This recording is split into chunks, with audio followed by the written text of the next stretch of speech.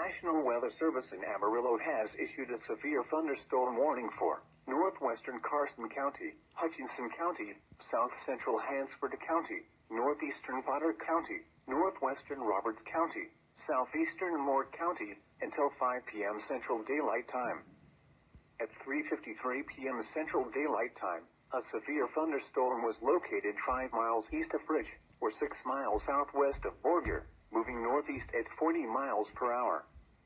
Hazard, 70 miles per hour wind gusts and penny-size hail.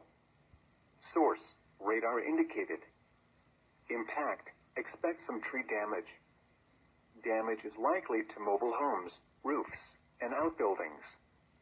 Locations impacted include Sanford, Borger, Stinnett, Lake Meredith, Fritch, and Pringle.